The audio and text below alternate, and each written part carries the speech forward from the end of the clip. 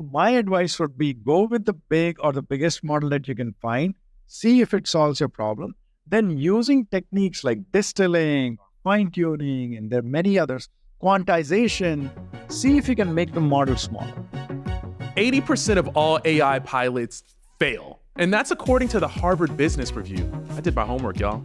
4 out of 5 just dead on arrival. And yet, everywhere we look, it's AI everything. So, what is actually going on behind the scenes? How do pilots go from something promising to a pilot graveyard? And if it is working, when and where do you double down on the winners? I am beyond thrilled to ask these questions and many more to my guests today. We'll chat first with Anupam Singh, who is the VP of AI and Growth at Roblox. Anupam, thanks so much for coming on. I'm a huge fan of the game and the company. Hello, how are you doing? I'm really, really well. Now, Anupam, though, I'm curious, please tell us a bit about your journey that you took in order to get to your current role. I am a two-time founder of 2 big data companies. The second one went on to be acquired by Cloudera. So if you've ever heard about Hadoop, if you've ever played with open source big data platforms, there's a lot you can blame me for in what works, what does not work. Well, can you tell me also about some of your experience with building AI pilots then before Roblox and now at Roblox? I know that you mentioned a little bit of it there, but I want to dig deeper. Oh, yeah. So AI, used to be called machine learning before everybody started calling it AI. So we've been doing machine learning for a long, long while. Take Roblox, for instance. We've had a text filter for our safety for years and years, where if you and I were texting each other, and let's say you decided to use a colorful word, our text filter would inline live hashtag it, meaning it's bleeping, but for text. And that always uses machine learning. It is invoked around 4 billion times a day. Imagine every one of your texts going through this text filter being filtered out. And that was our biggest machine learning service before all of AI became the rage in the industry. Out of those pilots then, how many of them failed? It's interesting if you narrow down the problem the way I described it. So we are not trying to boil the ocean. We're not trying to do AGI. You simplify the problem statement rather than trying to boil everything. And so some of the failed things that we have seen is when we try to do too much in one go, because we get excited about the technology. You must have heard something called time to first token. This is all the rage in AI. It's the time that it takes to get the first token. I have started calling something time to first demo. In AI, building a demo is easy, but never confuse the demo with actual production. Never confuse the demo with actual production. Can you break that down for me a little more? So let's say you have a video building software, or you are trying to build photos. One of my AI friends calls it party trick models.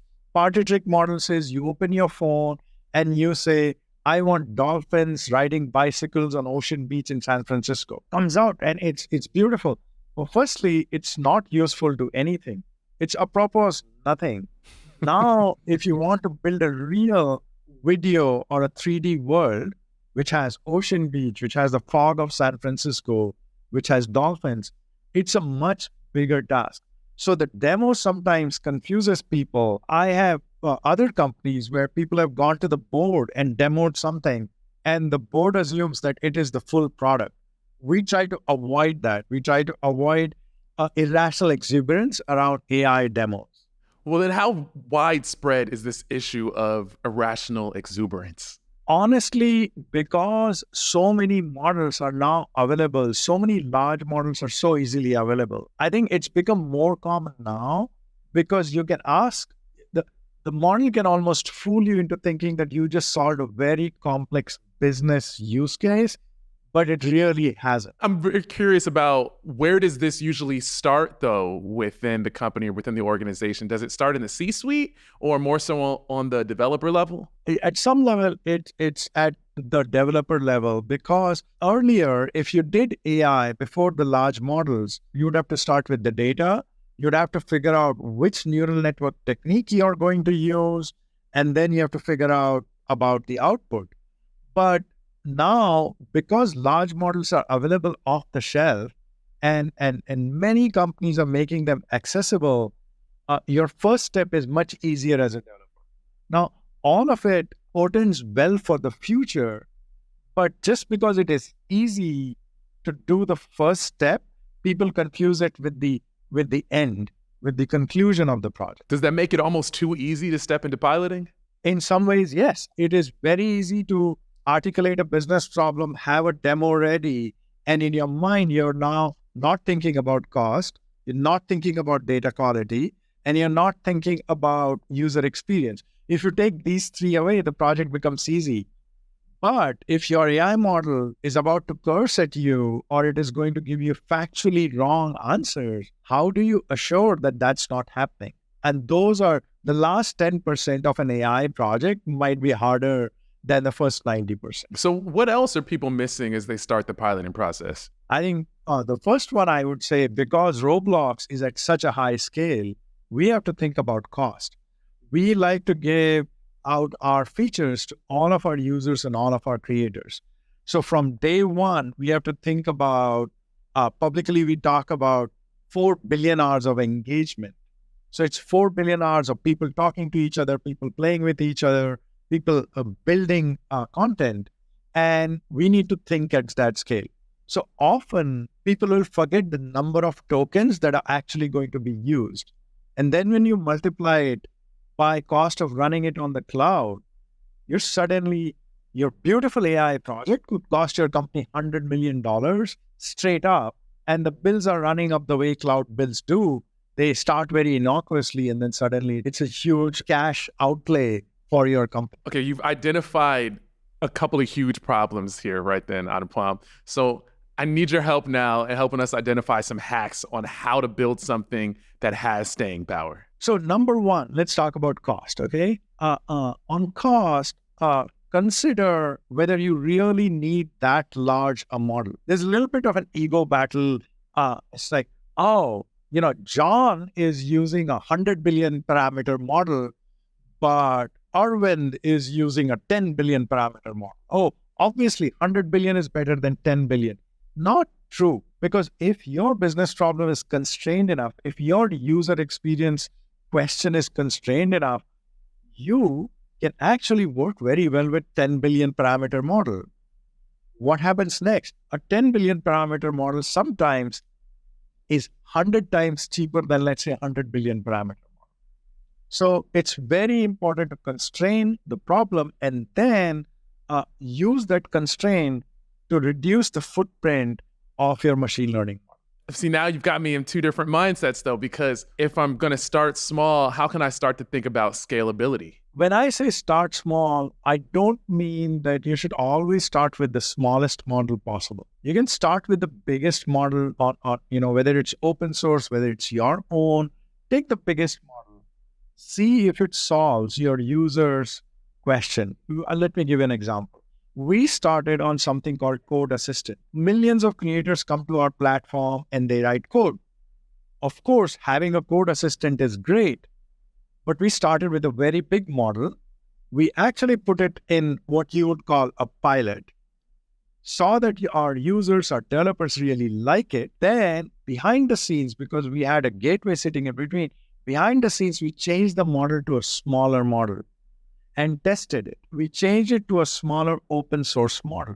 So my advice would be go with the big or the biggest model that you can find, see if it solves your problem.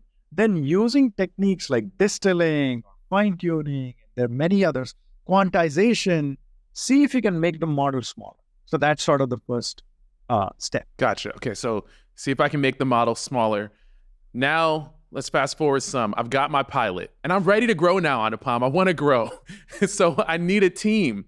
How easy is it going to be for me to be able to find people who have the right skills in the AI space, like right now today? That's a brilliant question. I'll tell you why.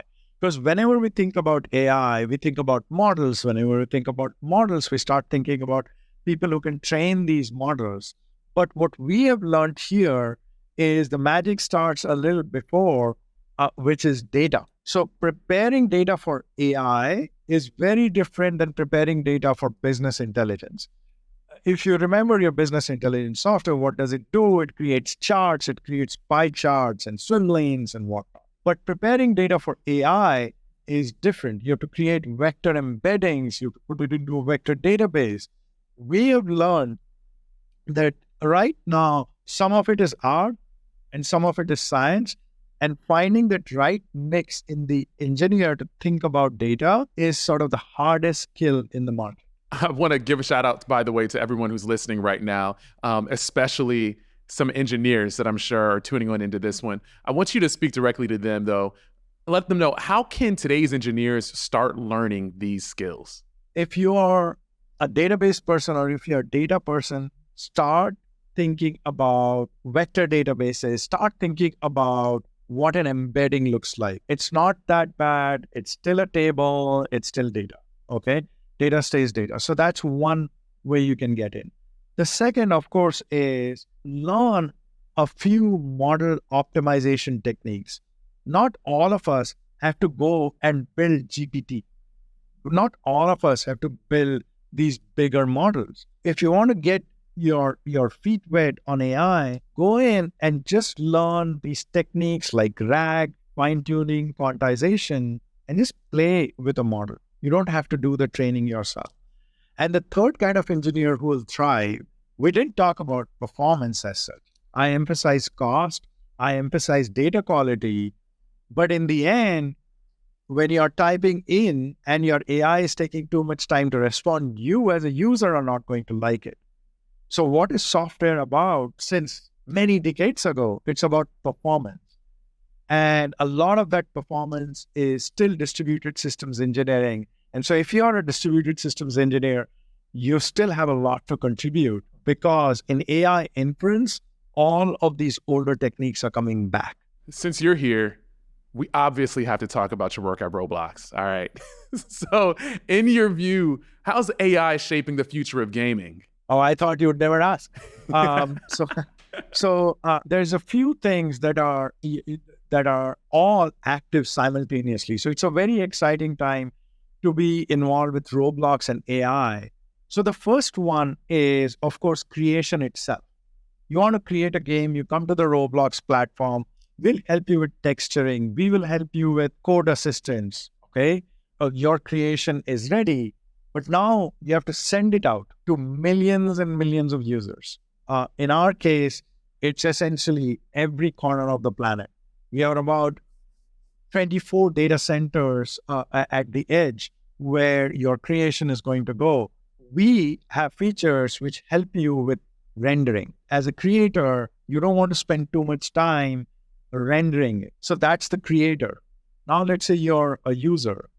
Now I don't know about you, but I have a really snazzy avatar on Roblox. It's got a beautiful white coat and it's got a weapon and a very nice mohawk. Imagine trying to build your avatar. It used to be painful, but avatar auto setup on Roblox immediately gets your avatar to look amazing. So just these three things, creators, users get enabled. Behind the scenes, though, one of the biggest areas of investment always has been since Roblox was founded is safety. And a lot of our AI, I would say almost half of our AI spend is on safety. Whether you are texting a friend, chatting with a friend on Roblox, and whether you can be colorful or not, that's something that our AI helps with. But the most exciting one, pertinent to our conversation right now, is voice. You and I are chatting. This is, a professional setting. If I suddenly used a colorful word, I think we should beep it, correct? Sure. But now, do you want to beep in post-production or do you want to beep it in here, right? And so our voice safety effort is that depending on the context, we will actually immediately identify whether our voice interaction is safe or not. And that's been one of the most successful projects on AI. To your earlier question about pilots, I remember the pilot. It seemed very expensive. It seemed the model was too big. It seemed the data quality was not high. In a 1-year journey, we have addressed each one of these things.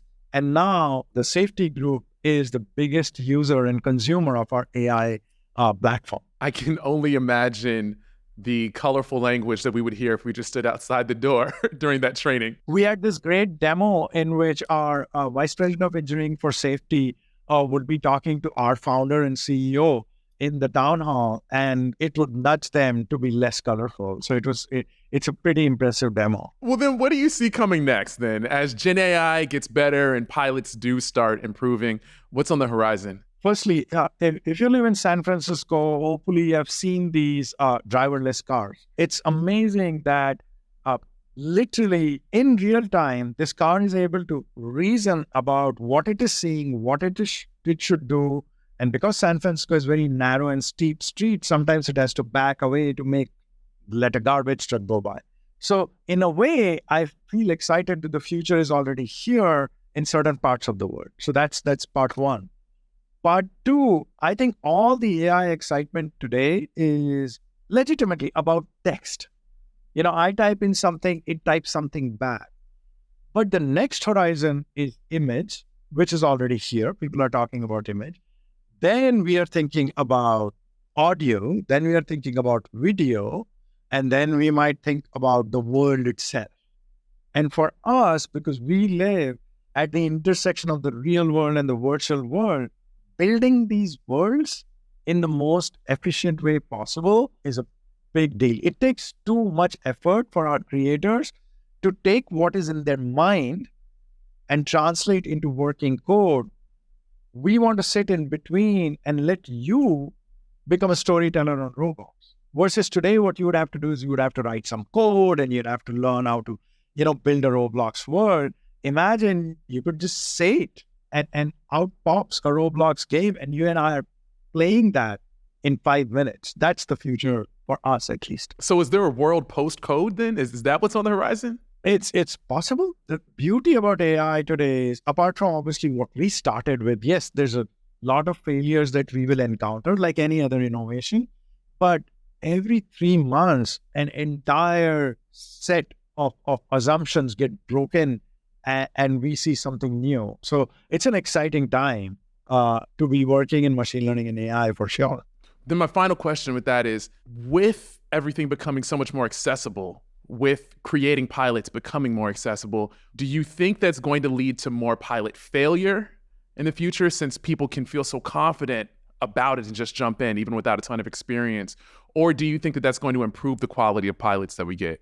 I'll tell you what we saw here. The sophistication will not be in the pilots. The sophistication will be AI platforms will become smarter to figure out that this is not a good use case, or that the data quality is not good, or the inference is too slow, or it is too expensive.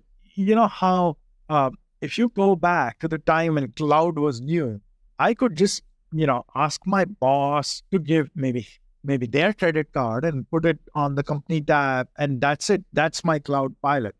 Today, cloud has an entire set of disciplines, entire set of process to manage the cloud spend and performance. I think the AI platforms will become sophisticated enough that they will catch these pilots. But I think we should let creativity be unbounded. We should encourage our engineers, our developers, our creators to do a lot of new things with AI while the platform constrains what's going on. Okay, Anupam, thank you so much for your time. Listening to you, it makes me feel like the future is going to be super duper bright. But today, people putting their blood, sweat, and tears into pilots that never see the light of day still just breaks my heart as a creator myself. So I've called in my friend, IBM's Nick Renaud. He's going to help me to understand his point of view as one of the brilliant minds behind AI builds. Nick, welcome back to the show, man. It's really good to see you. Yeah, no, thanks for having me. Now, look, as someone who's really in the weeds developing individual AI projects every day, let's start here. Does it begin like any other creative endeavor, like just a fun idea? The biggest thing that I always think about when I'm designing or coming up with ideas is like impact.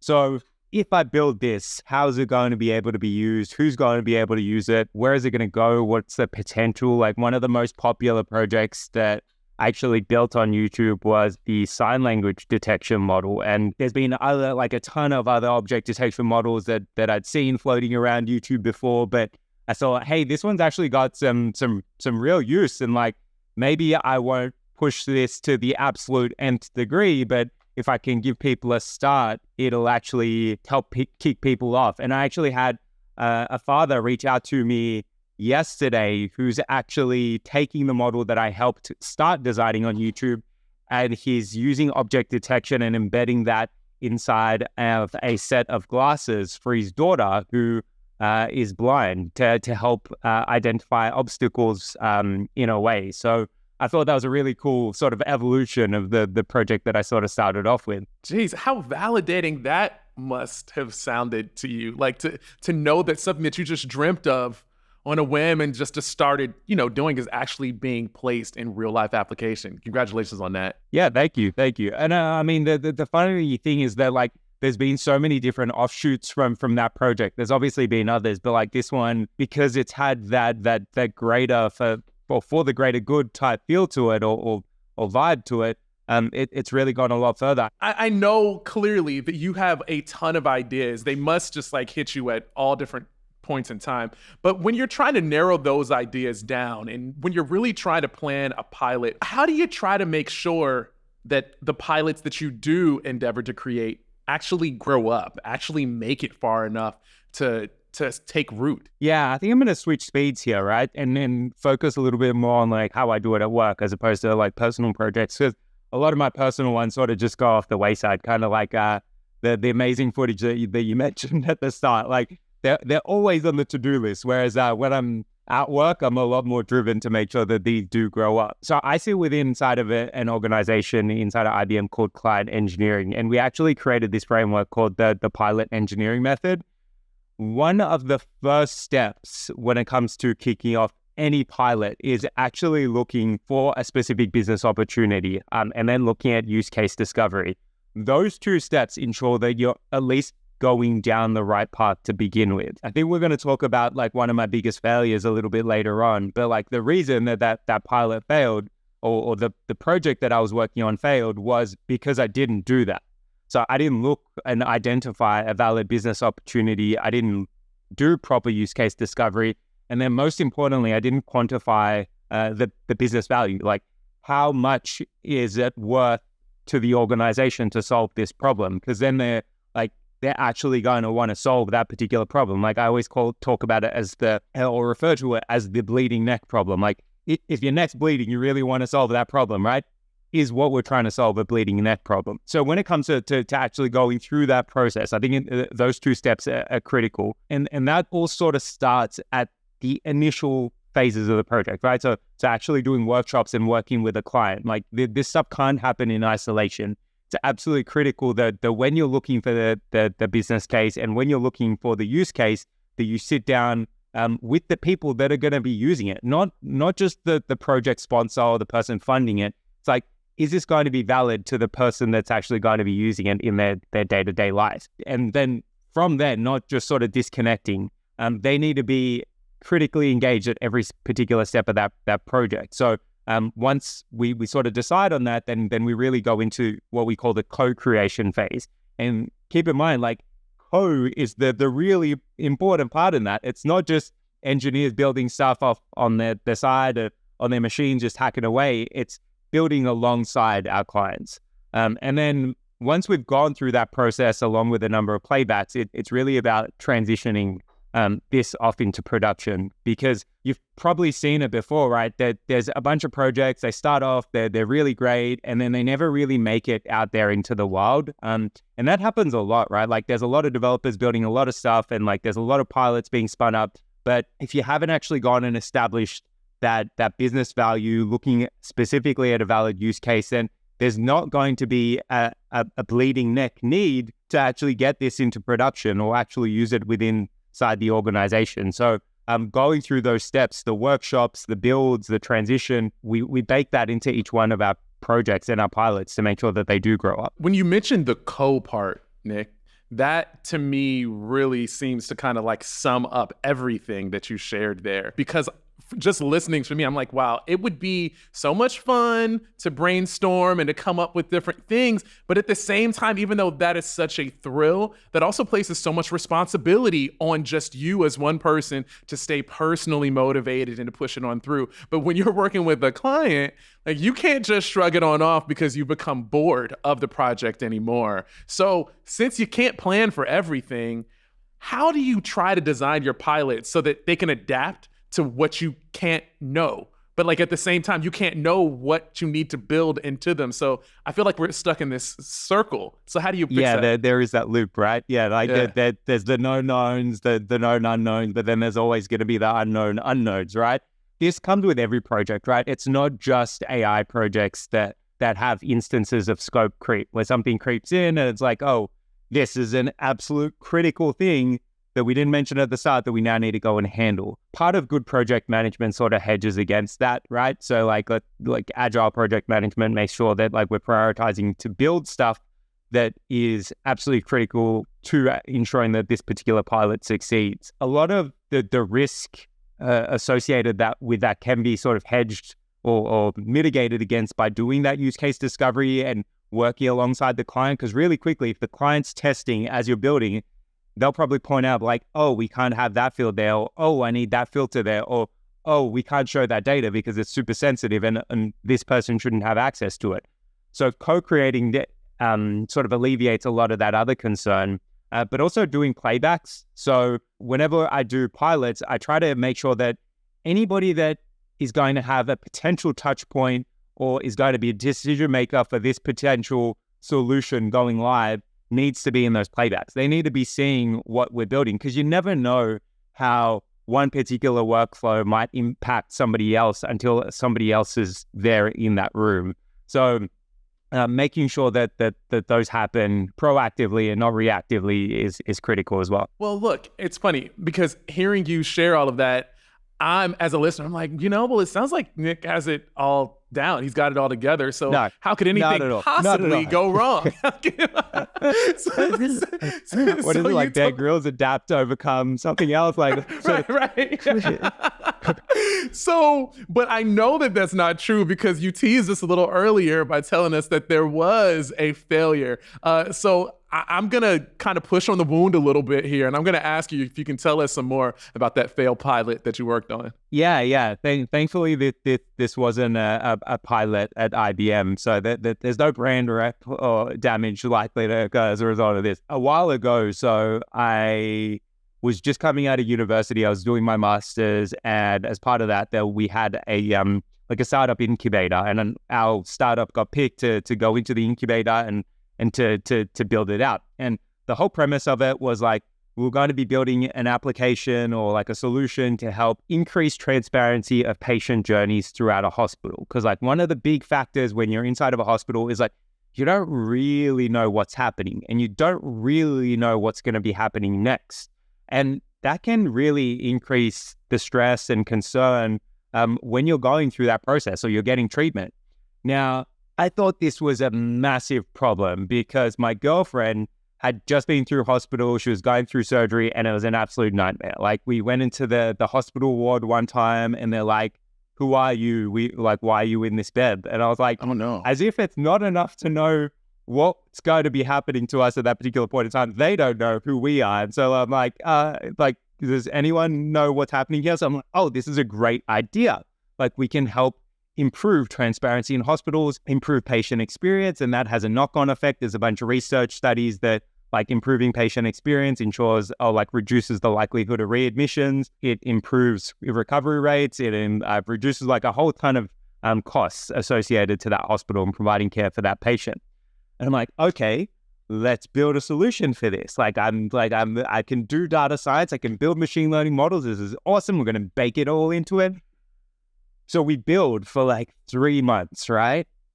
And we just keep building. Like we have a meeting with we actually got a hospital on board to help us out with this, right? Or like to potentially take on the solution. So we have a meeting where we're thinking about building this. I'm like, yep, great, cool, awesome, build it. So we heads down, we build for like 2 months, like just coding. Like as I'm working my day job Monday to Friday, and then going to like the incubator from like 6 to 9 p.m., like Monday to Friday. And then I'm working Saturdays and Sundays building this up with my co-founder. Build it for 3 months. And I'm like, hey, we should be showing this back to the client and going, or like to the hospital and going, hey, what do you think about this? And at that time we had like a startup advisor. Like he was the one that got us the contact with the hospital. And he's like, hey, at this point, right, like you've built more than an MVP, you really should be looking to get some sort of funding or get the client to start paying for licenses, even if they're just token licenses and like lifetime licenses just because they're your foundation client. I'm like, okay, great. So we've got a product, a minimum viable product, like it's enough to charge for. So we go to the client, we're like, hey, we've built it, we can hook in, we can do all of this stuff. We went through a ton of regulation to make sure that and we're like, okay, like we've built it all up. We're going to give you like unlimited licenses for the entire lifetime, and it's going to cost you X dollars. And the client's like, yeah, but like, I don't know if we really need it now. And I'm like, what do you mean? Like, I'm like, I was still like, I didn't have as much experience in terms of like selling and building startups and doing like that whole process. And I just sat there in that room and I'm like, I don't even know how to interpret that. Like, what, like, you don't, like, there's like, you don't need it and you don't need it now. So like, eventually I got like, I gathered myself and I'm like, okay, when do you think you would need it? They're like, oh, maybe you should go back to the drawing board and like review it. And I was just like eventually I recognized I was getting the cold shoulder and I'm like, oh, this is just like, we just wasted so much time. Like 3-4 months of our lives building this, like on top of like the stuff that we did in the incubator prior to the hospital. I'm like, it was just like exhausting. And like, I was like, I'm going to like, there is no failure, right? There's opportunities and there's lessons learned. But like at that point in time, like I can still see it. Like I was sitting in that like a demountable room because they were going through a reconstruction or like more construction of the hospital. And I was like, oh man, I can't believe we didn't validate this way more. I can't believe we didn't sit down with them and like triple check that this is what they wanted, that this is what they were going to be able to pay for. And I've just gone, oh, like I could have like mitigated so much of this well ahead of time instead of waiting till the end to present that. But I mean, you live and you learn, right? That hurts. You just painted that room for us. You dragged us back into your trauma, Nick. Thanks for that. I'm assuming that the reason that you can remember that one so well is because there are quite a few pilots that you've worked on that do succeed, right? That have succeeded. So I know you've got a bunch of those. What made those pilots different than this one? Because from where I'm sitting, it sounds as though you were able to identify like maybe a commitment going forth with everything else that you worked on. Was that one of the first things you did? Yeah, definitely. So like when we spin up pilots now, there's a whole process, right? It's not just like, hey, you want to do a pilot? Cool, let's go do a pilot and start building, right? We actually go through ways of working. So like we set up a document of understanding. So like what we're going to deliver, what the commitment on the client is. So like, what are they going to be able to do? Do they have the sufficient amount of time to test this? Because again, it's co-creation, not just IBM creating, right? Like we're trying to build stuff to help their organizations. Close engagement with the client is absolutely critical. Like if I look back on like my startup, like we got data from the hospital, but it was like, I want to say 1% of the amount of data that we needed. So ensuring that you have the right data available, the right data prepared, and the right data collected is absolutely critical. I want to say that like a lot of the pilots that we do now are really successful because of the people, right? Like we have the right people in the right room. And that's not just IBMers, but that's also like the client coming together with their right people that are going to help push this forward and make sure that it's successful. Because ultimately, like every pilot ends with some sort of presentation to an executive or like a funder or like an executive sponsor. Having everyone in the room and making sure that the right people are in the room ensures that like when we go and make that pitch that they know that, hey, it's not just something that some random group has gone and built. It's like this has been a collective. Like we've actually gone ahead, we've scoped this out properly, we've found a problem that needs to be solved, and we've made sure that it'll work and it'll deliver the business value that that's needed. I imagine right now, I hope that there are a bunch of developers that are listening to us, listening to you specifically right now. Can you give them one word of advice as they think about whatever pilot it is that they're dreaming of? Give them just at least one word. My personal favorite is fail fast. Build a prototype as quickly as you humanly can and validate it, right? So like build it, go and show it to the person that you think is potentially going to be using this or buying this. So that's really quickly going to validate or invalidate what it is that you're building. That's probably a big one around startups, right? But if we had built in what we built in like 2 weeks before, instead of getting way too far down into the MVP and said, hey, will you buy this right now? Or like, is this exactly what your organization needs? And really quickly, it's a qualifying statement or a disqualifying statement super early on. So failure is not really failure, right? It's just it's a lesson learned. Yeah, it sounds like you fell in love with your pilot, Nick. Oh man, 100%. I was committed. I was like, this is so cool. It's going to improve people's lives. It's going to make hospitals way better. Not that hospitals are great anyway, but like it's world changing. And like, look, I'm still kind of vested in that idea. I'd probably need to go and do a ton more research and approach it from a different way. But now I'm like, there's so many other problems that I can solve that I've got deep expertise in. Like, I'm not a doctor. I don't know the first thing about patient treatment, but I was like, I'm vested in this. I want to solve it. Look, and you clearly have a ton of free time, so I'm sure that you'll pick this one up in your spare time, Nick. Yeah, definitely. Yeah. Just to, like, I'll do it between sleeping and working, right? Well, with all that then said, well, thank you for squeezing us on in then within your time. I really do appreciate you getting on here, enlightening us. It's always a true joy to speak with you. And also, thank you again to Anupam. This has been a fantastic episode, and that's it for today's episode. So we appreciate you all for listening as always, and we will see you back here very, very soon. I promise.